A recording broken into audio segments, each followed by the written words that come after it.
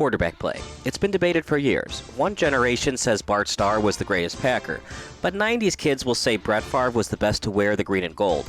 And how about the Colts? Was Johnny Unitas truly the better all-time Colt signal caller than Peyton Manning?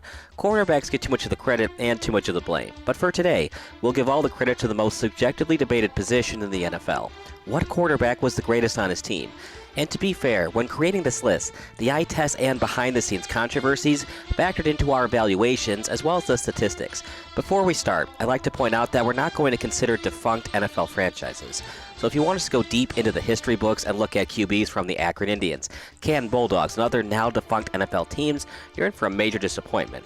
To make things easier, we're going to stick with alphabetical order, and that will bring us to the Desert and the Arizona Cardinals. The Cardinals aren't a franchise known for winning or developing quarterbacks for that matter. Jake Plummer wasn't a Hall of Famer, but when his Cardinals won the wild card playoff game in the late 90s, it was the franchise's first playoff win since 1947. That's so freaking terrible, and it just shows you how little the Cardinals have done when it comes to player development and building a winning culture. Still, the Cards have had some great quarterbacks over the years, and does that include Kyler Murray? Well, we'll reevaluate in the next 3 seasons before we make that distinction. Kurt Warner's last great years were, of course, in Phoenix, and Carson Palmer showed why he was a former #1 overall pick during the Bruce Arians era. But the Cardinals have been around forever, which includes former stops in St. Louis and Chicago. Charlie Trippey was the man in the huddle leading the Cardinals when they won their last championship in 1947. And let's not forget about Jim Hart's great years of the 1970s. Hart's claim to fame was leading the Cardiac Cats in 1975, a playoff team who won 7 games in the regular season that were decided by the game's final minute. However, the Cardinals never won a playoff game during his tenure, so it's hard to consider him the best in Arizona history. Palmer's 2014 and 2015 years were very good, but nothing really compares to Warner completely changing the perception of the franchise. Remember, Warner became the starter when it was evident that Matt Leinart was a bust. He also got the call to lead the offense for a franchise that had never even been to the NFC Championship game. There was an NFC title game in 1947. Warner, the former gunslinger of the greatest show on turf, picked up where he left off by leading the franchise during an unbelievable wild-card playoff run to Super Bowl Sunday. The Cardinals entered the playoffs at just 9-7 and had to win 3 straight playoff games just to play in Super Bowl 43. Honestly, the Cardinals should have won that Super Bowl. An incredible late-game catch by Santonio Holmes overshadowed how great the combination Warner and Larry Fitzgerald were that day. Even so, if Warner doesn't throw that horrid pick 6 to James Harrison right before halftime, the Cardinals would be Super Bowl champs, cementing Warner's legacy as one of the all-time greats. Even with the 2 Super Bowl losses on his resume, one of those came as a member of the Rams, Warner is by far the greatest Cardinal QB of all time due to his greatness after that Super Bowl loss. And let's also remember that game against Aaron Rodgers where he outdueled Aaron Rodgers in the desert. Even though he will forever be known as the QB whose team blew a 25-point lead in the Super Bowl, it's hard to not give the Falcons GOAT Quarterback Award to Matt Ryan. Yes, I know that Michael Vick was the most athletically gifted quarterback we've ever seen, and that includes Lamar Jackson. But we're talking about quarterbacks, not just guys who could run for a lot of yards outside the pocket. The career of Vick will always be what could have been. And honestly, there's a lot of truth to that. Still, even if Vick never got arrested and convicted for dogfighting, he wasn't exactly on the right track to the Hall of Fame. His Falcons career was very underwhelming as a passer. He never threw for 3,000 yards in a season. He never threw for more than 20 touchdown passes in a single season, and the analytics aren't exactly in Vick's favor either. If you look at his adjusted passing numbers, his QB rating plus was only above 100 in 1 out of his 6 total years with the Falcons. QB rating plus is basically similar to ERA plus, and 100 is the average number. His interception plus was very good, as he finished above 100 in 3 seasons with the Falcons. Still, Vick was never an All-Pro with Atlanta. His lone All-Pro year occurred in 2010 when he was the starter for the Philadelphia Eagles. While Matt Ryan also only has 1 All-Pro distinction on his resume, the numbers say he's been the more relevant Falcons QB. He's a former league MVP, has 3 years of over 30 touchdown passes, and his QB rating plus is much better all-time than Vick. Matty Ice has only had 2 seasons of a QB rating plus below 100. Ryan also has a 97% chance of making the Hall of Fame according to ProFootballReference.com. On the contrary, Vick only has a 44% chance of Hall of Fame induction according to PFR. Don't let the commercials and the video games fool you. Vick was fun to watch due to his athleticism and speed, but Matt Ryan is by far the better Falcons quarterback. The Baltimore Ravens were once known as the Cleveland Browns. To not confuse our audience, we'll consider the old Browns players like Otto Graham as the new Browns and the Ravens players a separate category. This drastically lowers our researchability, as the Ravens have always been more well-known for defense and special teams. Ray Lewis is arguably the greatest linebacker of all time, and Justin Tucker is arguably the greatest place kicker in NFL history. Jonathan Ogden, Terrell Suggs, and Matt Burke were also developed by the Ravens. The Ravens are phenomenal at evaluating most prospects in the draft, but their list of all-time quarterbacks is very small. Joe Flacco is a former Super Bowl MVP, but Lamar Jackson is probably their flashiest QB since the franchise moved from Cleveland. The former MVP is only 24 years old. Drafted in 2018, the playoffs are currently his kryptonite, as Jackson's postseason record is only 1-3. If Jackson can eventually get over the postseason hump, he'll definitely get the edge as the all-time great Ravens signal caller. As it currently stands, Joe Flacco is probably the greatest Ravens quarterback. It's just hard to give Flacco this distinction, as he sometimes received the nickname Fluco due to the Ravens always falling short of the Super Bowl and Flacco having very inconsistent performances in the postseason. Even when Baltimore won the Super Bowl in 2012, it still came with its fair share of ups and downs. The Ravens fired their offensive coordinator more than halfway into the regular season, and the Ravens needed a miracle touchdown pass during the AFC divisional playoffs just to advance to the AFC title game. Raheem Morris' horrible coverage skills allowed Jacoby Jones to get past him for the game-tying TD. Honestly, if Moore tackles Jones inbounds, the Ravens probably don't win that game. Flacco would have then become an unrestricted free agent, and the Ravens might have let him walk in free agency. And who knows what would have happened next. But we can't change history. Moore blew the coverage, Jones scored, Peyton Manning threw a terrible overtime interception, and Flacco eventually won the Super Bowl. The 2000 Ravens won their championship because of their defense, but the 2012 squad had a dynamic offense. Love him or hate him, Flacco has a bigger sample size than Jackson. However, there's definitely an asterisk on his claim to fame status, as Jackson has all the tools to become a Ravens legend. The only issue with Jackson is completion percentage, but if he can win a Super Bowl, he'll definitely surpass Flacco as the all-time Raven QB. Jim Kelly is definitely the greatest Buffalo Bills quarterback, but there was a time when the Bills actually won the NFL championship. Well, the AFL championship anyway. Yes, I know that not all 4 of the Super Bowl losses can be blamed on Machine Gun Kelly, but still, 0-4 is pretty darn depressing for any Bills fan to have to endure. Does Jack Kemp have a legitimate claim for the Bills QB title? Absolutely not. But we have to give credit where credit is due. The last time the Bills won a championship was back-to-back American Football League crowns in 1964 and 1965 when Kemp was taking the snaps. When the Super Bowl era began in 1966, the Bills never won the Vince Lombardi Trophy to this day. Perhaps things can change with Josh Allen under center. The problem is the AFC is stacked at the top, with Patrick Mahomes and the Chiefs leading the charge. And don't forget about Derrick Henry's Tennessee Titans, the young and hungry Cleveland Browns, and Lamar Jackson's Baltimore Ravens. However, the Bills got back to the AFC Championship game this past season, and if Allen can lead the Bills to a Super Bowl title, he might become the most popular QB in Bills history. As it currently stands, Kelly is the number 1 QB in Bills history, Kemp is number 2, and Allen is 3. People watching this video probably already know about Kelly and Allen, so I'll give you a Cliff Notes summary of Kemp's career. A 2-time AFL Championship Game MVP, 7-time AFL All-Star, 5-team first-team All-AFL team, and the 1965 AFL Most Valuable Player. After his playing career was over, Kemp was in politics and served in the United States House of Representatives from 1971 to 1989. The Carolina Panthers really only have 2 quarterbacks who can claim the top spot, Cam Newton or Jake Delhomme. Newton was by far the more talented guy, but Delhomme is arguably the more beloved and fan favorite. Hey lady, you looking for some biscuits? Are they made from scratch? Just as fresh? Come on, just have a little taste. Those are not made from scratch biscuits. Jake Delhomme, Bojangles' defender of the fresh biscuit. Ooh, oh, you just hit him in the biscuits. Now this is a made from scratch biscuit. Biscuit justice is served. This is because Newton's performances in the playoffs were sometimes lackluster, and he also came with his fair share of controversies while in Charlotte. Superman Newton wasn't exactly Captain Clutch. Super Bowl 50 was an absolute train wreck, although to be fair, the Broncos' defense was the real deal that year. Still, his 2 fumbles were inexcusable. NFL fans will always remember his reluctance to go over a loose ball late in the game and risk injury. What's even worse is Newton refused to talk about that fumble and his extreme hesitation to go after the ball during the post-game press conference. He then abruptly left the press conference in a very unprofessional manner. Quarterbacks are supposed to be leaders and a co-captain of the team. Newton looked anything but a franchise quarterback that night. Combine Super Bowl 50 with his extremely sexist remarks towards a female reporter, and you have a guy who sometimes looks like a selfish punk. This isn't the most fair criticism of Newton, but when you as a quarterback laugh at a female reporter when she asks you a serious football question, you deserve to lose some of your endorsements.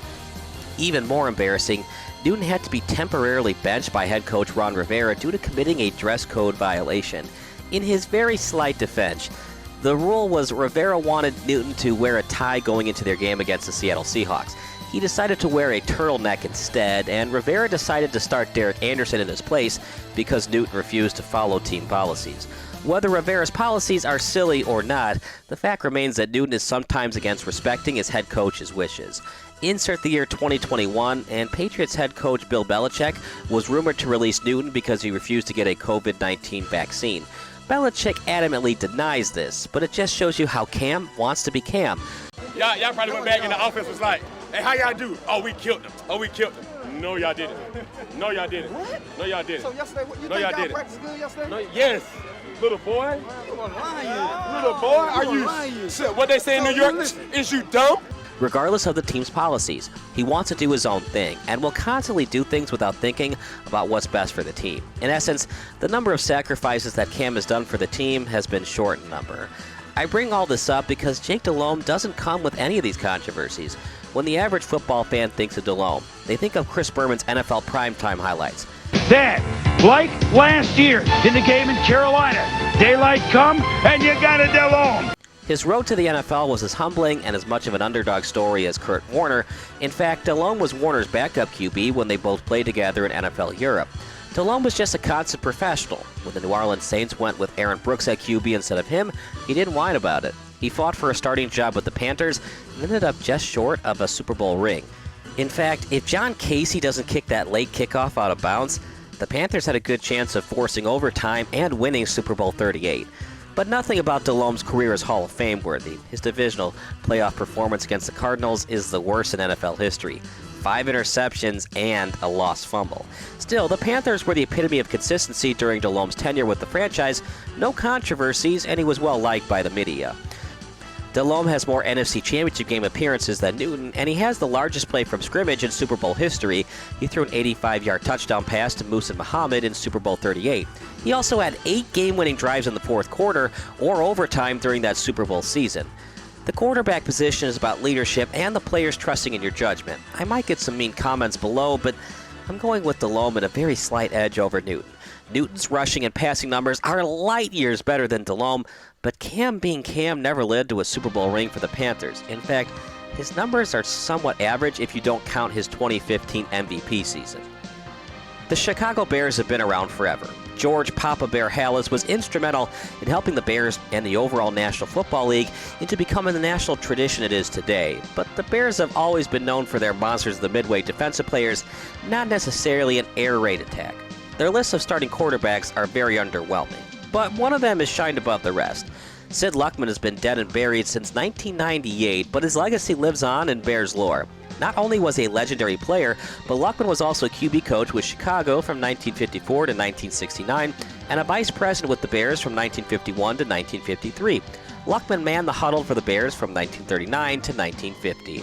The former Columbia University quarterback was the 1943 MVP, a 5-time All-Pro, won 4 championship rings, led the league in passing yards 3 times, and led the NFL in passing touchdowns 3 times. Sure, the 1940s was a much different era passing the football down the field. Even still, the Bears haven't found a signal caller nearly as good as Luckman since he retired. Even when they won the Super Bowl, Jim McMahon only had 15 touchdown passes to 11 interceptions that season. The Bears believe that rookie Justin Fields can learn the complexities of the game and become their franchise QB, but for now, Luckman is safely the all-time greatest Bears quarterback. Before the Bengals were known as the Bungles, the Cincinnati Bengals were a powerhouse in the American Football Conference. The Bengals are 0-2 all-time in the Super Bowl, with both of their losses coming at the hands of Joe Montana and the San Francisco 49ers. Ken Anderson started for the Bengals in one of those Super Bowls, with Boomer Esiason being the other signal caller. It's hard to determine who was better, but considering that Anderson has slightly better stats, I'm personally going with Anderson. Anderson also led the league in passer rating 4 different times, as well as passing yards twice. He was a second-team All-Pro in 1975 and a first-team All-Pro in 1981. Boomer Esiason is the more well-known NFL analyst and radio personality, but he never led the league in any noted passing category during his playing career. However, Esiason was still a 4-time Pro Bowler and the 1988 MVP.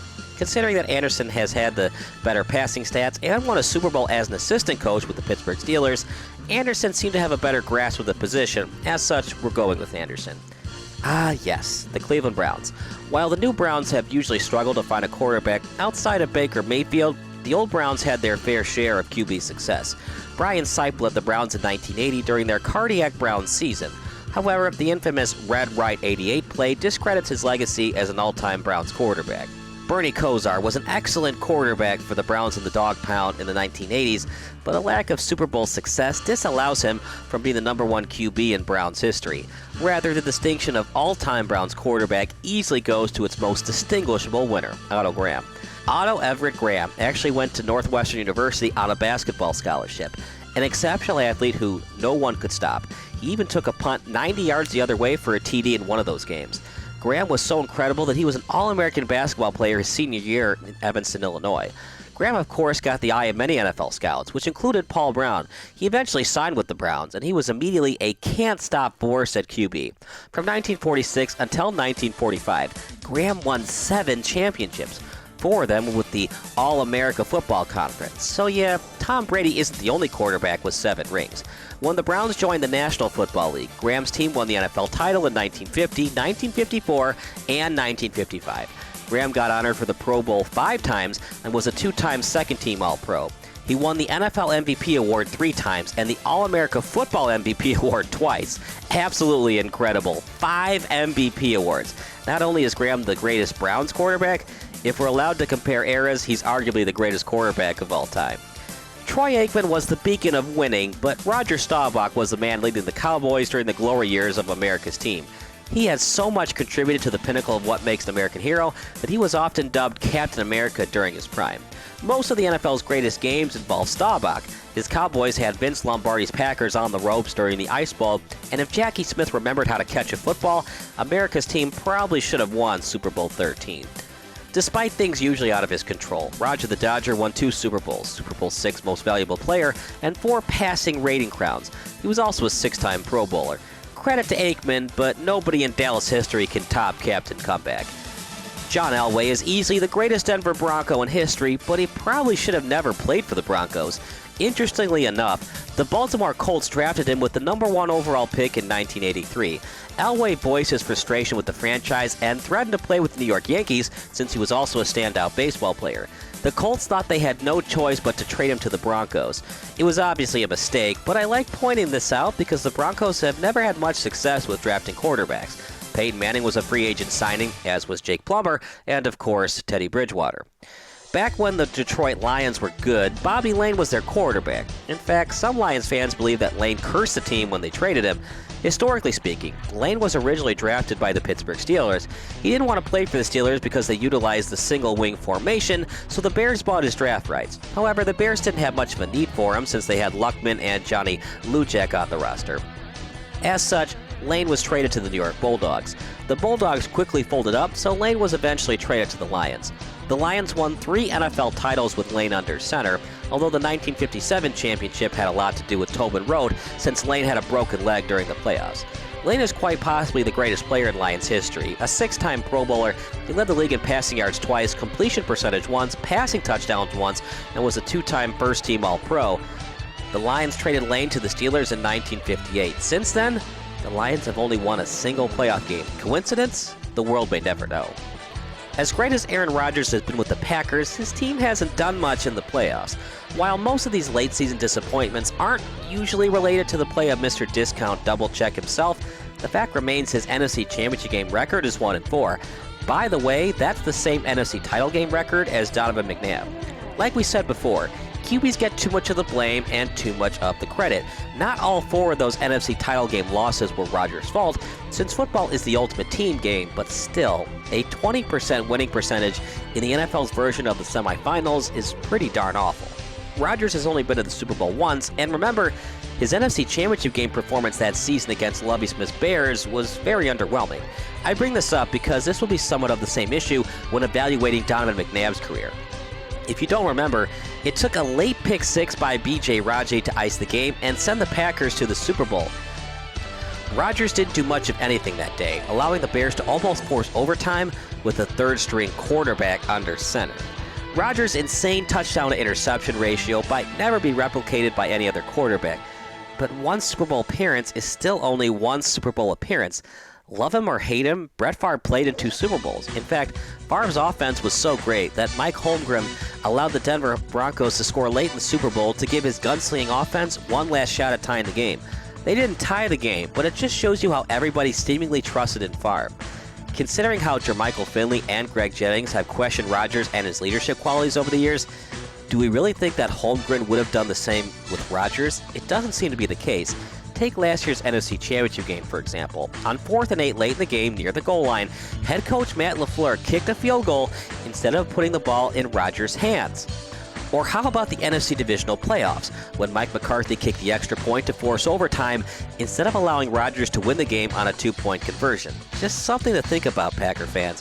So was Brett Favre the all-time greatest Packer? Nah, it has to be Bart Starr. Starr is quite possibly the most clutch QB of all time. His Packers won back-to-back Super Bowls, capped off by an incredible Ice Bowl victory at the frozen tundra of Lambeau Field. Starr won 5 NFL championships, and he led the league in passer rating an incredible 5 times. He was a 2-time Super Bowl MVP as well. Don't get me wrong, I still love Rodgers and his original State Farm commercials. But some of these playoff losses have to be at least somewhat blamed on him. What's fair is fair, right? If you disagree with me, think about this. There have been 4 playoff games where Rodgers' Packers have only scored 20 points. They lost all 4 games, by the way. The Packers are constantly on the road in the playoffs. Rodgers is great in the regular season, but his Packers have usually never been unbeatable, which means they have to go on the road in the playoffs. Bart Starr's Packers, on the other hand, they were a dynasty, and you can't deny it. When it comes to the Houston Texans, I think that I have to go with Matt Schaub. These lawsuits against Deshaun Watson definitely taint his legacy, but for the sake of argument, let's look at Watson, the player. Beside the Texans' defense absolutely falling off a cliff 2 postseasons ago, Deshaun Watson has not been good in the playoffs. If we disregard the Texans blowing that 24-0 playoff lead to the Kansas City Chiefs, Watson's Texans should have lost in the wildcard round against the Buffalo Bills after being down 16-0. The officials blew a call in the end zone after originally getting it right. A Texans kick returner by the name of DeAndre Carter didn't take a knee in the end zone. Instead, he tossed the ball at the nearest official because he thought he gave himself up for some reason. The official didn't do anything, of course. The Bills picked up the loose ball, and just like that, it should have been a 19-0 Bills lead in the 3rd quarter. However, the crew talked it over and overruled the side judge for some weird reason, and the Texans had new life. This was a horrid call from the refs for so many reasons, but we'll talk about that potential blown call in another video. Think about that for a second, though. Deshaun Watson, the so-called top 5 QB in the NFL today, needed the officials to bail him out to keep him in a playoff game? Even more terrible, the Texans only managed 62 total yards in the first half against the Bills. The Texans went on to win that game thanks to a great effort from Watson, but that first half disaster shouldn't be overlooked. Combine that with the horrendous home playoff loss to the Indianapolis Colts the year prior, and you have a QB in Watson who isn't exactly the go-to guy in the playoffs. Say what you want about Matt Schaub, but he never had major off-the-field problems. He also had a longer career with the Texans. Watson is most likely never going to take another snap for the Texans, so I'll go with Schaub since he can stay out of trouble and will maintain most of Houston's passing records. The Indianapolis Colts were once known as the Baltimore Colts, so it's more than okay to consider Johnny Unitas as the greatest all-time Colt. Peyton Manning was the greatest QB of the 2000s decade, and yes, that includes Tom Brady, but I just can't put him above Johnny the Golden Arm Unitas. The biggest reason for this is Manning's playoff failures, especially when they lost to the number 6 seeded Steelers as a 1 seed in the playoffs. The one-and-dones were commonplace for Peyton in the postseason. As much as I love Peyton, his highlights will always include that pick 6 to Tracy Porter in the Super Bowl or a disgustingly bad 41-0 playoff loss to the New York Jets. None of those low-light plays were part of Unitas in his career. I mean, the dude played in what was originally called the greatest game ever played. What's very interesting is Johnny U didn't start in Super Bowl III. If Unitas had started that game, Joe Namath's famous Super Bowl guarantee might have never become a reality. Unitas was a 3-time champion. He has more rings than Manning, and honestly, Peyton's Broncos won the Super Bowl in 2015 more in spite of him than because of him. Mark Brunell is the greatest Jacksonville Jaguars quarterback, and it's not even close. David Garrard was a great underdog story, though, especially since he dealt with Crohn's disease for most of his career. Blake Bortles was mostly a draft bust, but I would like to point out that the Jaguars should have played in the Super Bowl in 2017. Miles Jack was never freaking touched. Enough said. Patrick Mahomes will eventually replace Len Dawson as the greatest Kansas City Chiefs QB, but for now, it's the aforementioned Dawson. Nothing against Dawson, but Mahomes has all the tools to become the greatest QB to ever play the game.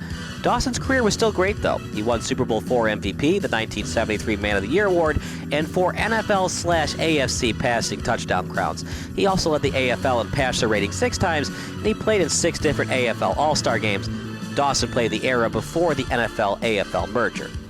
Everybody knows about Mahomes' accomplishments by now, so for the sake of time, just go to ProFootballReference.com to learn more about the Chiefs' current franchise QB. The Las Vegas Raiders were originally in Oakland, and their best QB played in Oakland.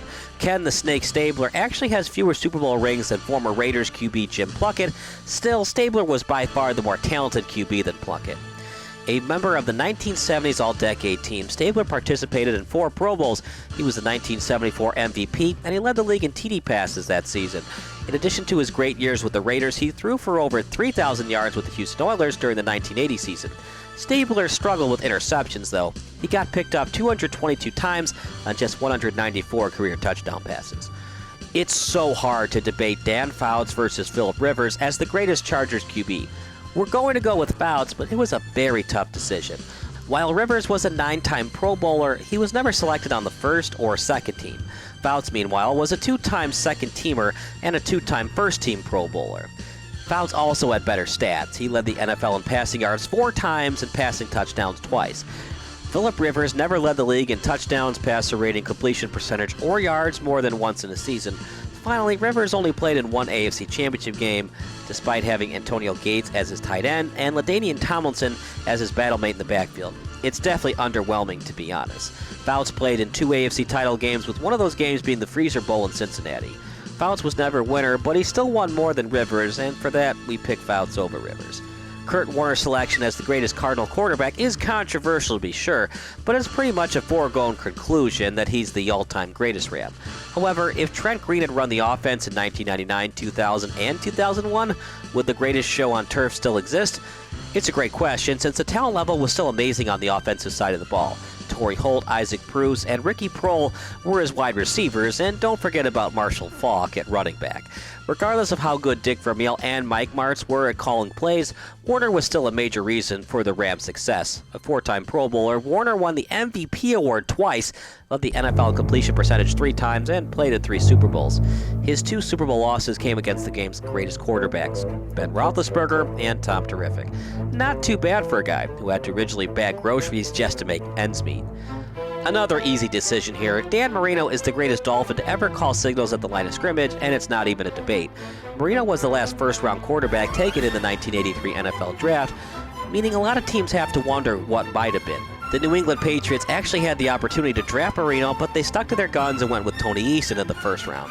Eason started against the vaunted 1985 Bears defense in the Super Bowl and got absolutely trounced. Would things have been different on Super Bowl Sunday if Marino was under center for the Patriots? Who knows, but it certainly would have been weird to think of Marino wearing a Jets, Steelers, or Pats jersey. Marino wasn't on that 1972 undefeated Dolphins team, but his Fins were certainly a juggernaut on offense during his reign. A 3-team first-team All-Pro, Marino threw 420 touchdown passes to just 252 interceptions. He won every award except for a Super Bowl ring. However, this debate is quite different from the Bart Starr, Aaron Rodgers, Brett Favre debate. Bob Griese was nowhere near the QB that Bart Starr was, and Griese was injured during most of that 17-0 season in 1972. Griese was an all-time game manager, but Favre and Starr were superstars in the pocket. It's just not a debate. Griese won more than Marino, but Marino was one of the game's all-time greatest quarterbacks. The Vikings lost 3 Super Bowls with Fran Tarkenton under center, but at least they got there. No one in Vikings history has been more consistent than Tarkenton. The former Viking and New York Giant at one time had the all-time record for career passing yards, touchdowns, and interceptions. The interceptions were a dubious record, but then again, Favre was also great at throwing it to the other team. Shout out to Dante Culpepper for having some great years in Minnesota, but nobody will come close to the stats Tarkenton piled up in Minneapolis. If not for Y.A. Tittle and Eli Manning, Tarkenton would have had a claim for the all-time Giants QB as well. Tom Brady is obviously the greatest Patriot QB, but did you know that he only got his big shot because of an injury to the starter? Yes, Drew Bledsoe was once a marquee player in the NFL. He even won the 2001 AFC Championship game in relief of an injured Brady. Bledsoe went to 4 Pro Bowls, 3 of them with the Patriots. So as fantastic as Brady was, don't forget that the 2001 Patriots were absolutely stacked at the QB position. Quite possibly the greatest QB1 and QB2 depth chart in NFL history. It's super easy to give the best QB award to Drew Brees, but to be fair, Archie Manning played some decent football on those awful New Orleans Saints teams. The Saints were so bad that the fans sometimes nicknamed the franchise the Aints. However, Archie Manning is clearly the least of the 3 Manning quarterbacks, while Brees is arguably a top 5 QB of all time. It's an easy decision here. Archie was a good QB, but Brees is an all-time great. He's clearly the best Saints quarterback in franchise history. Eli Manning's career was excellent, but his mediocre regular season record is baffling for a guy with as much playoff success that he had. Still, Manning's Giants played better in the postseason than most other Giants teams in the Super Bowl era. Bill Sims had its moments, and Y.A. Tittle put up the numbers, but when push came to shove, Eli always delivered in the most crucial moments of a playoff game. After all, you can't spell elite without Eli. The Giants won 8 playoff games with Eli under center. Even more awesome, the Giants played on the road or in a neutral site 7 out of those 8 games. Say what you want about Peyton, but Peyton's little brother always had to do it on the road or away from MetLife Stadium. Eli's throw to Mario Manningham in Super Bowl 46 is one of the greatest throws in NFL history. He also threw 6 touchdown passes in the game and still lost because Drew Brees threw 7. In a nutshell, Eli was more than just a game changer in Tom Coughlin's scheme. Manning will always have his critics, but when you have as many Super Bowl rings as your big brother, you can't hate on him too much. Do we really need to give this award to Joe Namath? I guess so. Simply put, Broadway Joe is one of the most overrated players in NFL history. His career completion percentage is below 51%. Still, his Super Bowl III victory helped make the merger with the modern-day NFC and AFC more secure. The other issue is no Jets player ever put the team or the NFL on the map like Namath did. Ken O'Brien was a decent player, as was Vinny Testaverde, but Namath has the nickname Broadway Joe for a reason. He was also a 4-time American Football League All-Star and a 2-time AFL MVP. But please remember that we picked Namath because there was literally no one else to choose from, and that's really bad, considering he threw just 173 touchdowns and 220 interceptions. Honestly, Donovan McNabb might be the most underappreciated quarterback in NFL history. There are still Eagles fans today who didn't mind booing him during the 1999 NFL Draft. Did McNabb win a Super Bowl title? No, but a lot of QBs on this video never did. Who cares? Does it really matter that Trent Dilfer has a Super Bowl ring and not McNabb? McNabb's run of 4 consecutive NFC Championship games is simply remarkable, especially considering that the Eagles weren't known for much playoff success prior to him coming to Philly. Honestly, if the Eagles win Super Bowl 39, he might be in Canton today. He was a special talent, and his 6 Pro Bowl honors show exactly that. He's also just the 4th QB in NFL history to amass over 30,000 passing yards, 200 touchdown passes, 3,000 rushing yards, and 20 rushing touchdowns. The other 3 guys, John Elway, Fran Tarkenton, and Steve Young, are in the Hall of Fame. Norm Van Brocklin would have a better claim to this Eagles crown if he played more years in Philly. The Pittsburgh Steelers had Terry Bradshaw in the 1970s decade, but they were more commonly known as the Steel Curtain defense. And for that, I'm going with Ben Roethlisberger as the all-time Steelers QB. Seriously though, was Bradshaw actually that good? Or did he just get lucky to have Chuck Noll as his play caller and Lynn Swann running his routes down the field? The Steelers won 4 Super Bowls with him under center, but he was honestly not the major reason they got to the playoffs in the first place. Once again, the Steel Curtain defense. In contrast, Roethlisberger was a star from his opening snap. The Steelers won his first 14 regular season starts, and he won his first home playoff game that season. To go to the AFC Championship game as a rookie is a major accomplishment. Bradshaw is a former 2-time Super Bowl MVP, but he only went to 3 Pro Bowls. It's just not a huge debate. Big Ben has thrown for over 500 yards on 4 different occasions. Bradshaw only threw for over 300 yards 7 times in his career. Yes, I know that offensive game plans were a lot different now than the 1970s, but there's a reason why the triple Bs of Big Ben, Le'Veon Bell, and Antonio Brown were such a big deal during Roethlisberger's prime. Roethlisberger has been such a prolific passer that he even threw 379 yards in a relief appearance. The dude is so great, he threw 6 touchdown passes in back-to-back games. By the way, both of Roethlisberger's Super Bowl wins came without Bell and Antonio Brown. Bradshaw was a clutch QB, but let's not forget he could also hand the ball off to Franco Harris. Is Joe Montana the greatest of all time? Probably not, but he still accomplished more than Steve Young to be number one on our list in San Francisco 49ers history. What a phenomenal career. 3-time Super Bowl MVP, 8-time Pro Bowler, 3-time first-team All-Pro, even had a chance to lead the Kansas City Chiefs to the Super Bowl. It's sad that Young had to retire early due to concussions, but even if he played, there's no way he could have supplanted Montana as the greatest 49ers QB. Is Russell Wilson by far the greatest QB in Seahawks history? He's definitely the best QB, but not by far. Matt Hasselbeck was one of the best in the NFC during his prime, and you can make the argument that the Seahawks got robbed on many penalties called during Super Bowl 40. Without the penalties, Hasselbeck would have as many Super Bowl rings as Wilson. He was a 3-time Pro Bowler during the glory years of Seahawks football, and he also won the Steve Largent Award in 2009. But he's no Russell Wilson. Despite his infamous goal line interception in the Super Bowl, Wilson is still an 8-time Pro Bowler, a 3-time Steve Largent Award winner, and he led the Seahawks to 2 Super Bowl appearances. He was even honored for the Pro Bowl during his rookie season. Wilson has a long way to go before his career is up, but he's already the greatest QB in Seahawks history. What makes the Tampa Bay Buccaneers' GOAT case is they usually win games throughout their franchise's history according to a complete team effort. Their Super Bowl run in 2002 was mostly due to their running game and defense. They employed a similar strategy in 2020, although Tom Brady was a way better game manager than Brad Johnson. However, it's extremely hard to name Tom Brady as the best Buccaneers QB after just one great season. But here's where things get tricky. Vinny Testaverde played 5 long seasons in Tampa, but he simply wasn't very good. He finished the 1988 season with a horrendous 13 touchdowns and 35 picks. He threw 22 more picks the next year, so while Testaverde accumulated more passing yards during his career in Tampa, he was the main reason why they weren't competing for the playoffs. Should we honor Testaverde for being the best of the least? In a word, no. Look, Brad Johnson's numbers certainly weren't exactly sexy, but at least the Buccaneers were more fun to watch than Testaverde's crew. James Bradley Johnson also had a career-high 3 rushing touchdowns with the Bucs in the 2001 season. Johnson also became the first Bucs QB to lead the NFC in passer rating. He was the guy the Bucs needed in crunch time, and for that, we're giving him the edge over Testaverde. He did what Sean King couldn't do, help lead Tony Dungy's former team to the Super Bowl. And no, Josh Freeman was never in the discussion for the greatest Tampa Bay QB. Aaron McNair would be an easy choice for the greatest Tennessee Titans / Houston Oiler. But to be fair, Warren Moon was quite possibly the better pocket passer.